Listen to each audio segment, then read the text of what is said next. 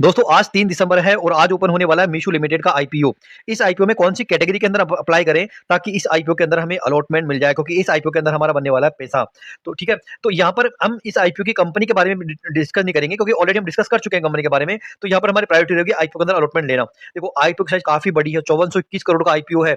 जब इतनी बड़ी साइज़ का आईपीओ रहता है ना, तो अलॉटमेंट लेना बहुत ईज़ी रहता है। लेकिन फिर भी हम यहाँ पर स्ट्रेटेजी सेट करेंगे कि कौन-सी कैटेगरी के अंदर हम अप्लाई करें। देखो रिटेलर्स को यहाँ पर केवल 10% का पोर्शन अलॉटेड है। तो रिटेलर्स को 10% पोर्शन अलॉटेड है, स्मॉल एचएनआई को 10% 5% है और बिग एचएनआई को 10% पोर्शन अलॉटेड है। तो यहाँ पर रिटेलर और बिग एचएनआई दोनों को बराबर पोर्शन अलॉटेड है, लेकिन स्मॉल एचएनआई को 5%। तो सिंपल सा लग रहा है यहाँ पर कि 5% रिटेल स्मॉल एचएनआई को अलॉटेड है, तो स्मॉल एचएनआई की आईपीओ मिलने के चांस यहाँ पर कम रहेंगे। लेकिन रिटेल और एचएनआई में से कौन सी कैटेगरी के अंदर हम अप्लाई करेंगे ये जानते हैं। देखो यहाँ पर आईपीओ का ग्रे मार्केट प्रीमियम चल रहा है 44% का। रिटेलर्स को जो प्रॉफिट होगा 6,500 रुपए का प्रॉफिट होगा। और अगर आपको ये आईपीओ स्मॉल एचएनआई या बिग एचएनआई में लग जाता है, तो अकॉर्डिंग टू जीएमपी लगभग 90K का आपको यहाँ पर फायदा हो सकता है। जीएमपी के अकॉर्डिंग मैं आपको यहाँ पर बता रहा हूँ, ठीक है। तो हमें इतना बड़ा प्रॉफिट जब मिल रहा है, तो क्यों छोड़े इतने बड़े प्रॉफिट को? तो क्या स्ट्रेटेजी फॉलो करनी चाहिए? देखो, अगर उनके पास जिनके पास में फंड केवल 20,000 रुपए तक का ही है ना? जिनका फंड ही नहीं, जिनके पास में बजट ही नहीं है अप्लाई करने का, वो तो डेफिनिटली आँख बंद करके रिटेल में अप्लाई करें, स्मॉल एचएनआई, बिग एचएनआई को भूल जाओ, ठीक है? अब जिनके पास में फंड ज़्यादा है, वो यहाँ पर स्मॉल एचएनआई में अप्लाई करें या बिग एचएनआई में अप्लाई करें।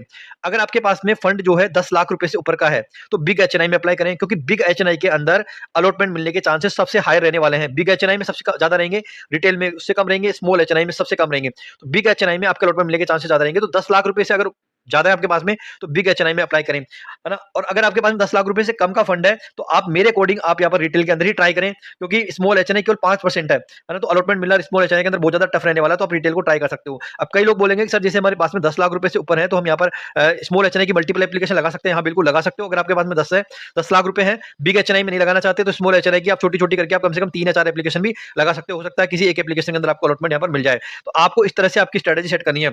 अब अलॉटमेंट लेना आपको, तो मैं आपको एक तरीका बताने वाला हूँ। आप मुझे इंस्टाग्राम के ऊपर यूट्यूब चैनल को सब्सक्राइब करके और इंस्टाग्राम पे फॉलो करके मुझे इंस्टाग्राम पे मैसेज कर देना।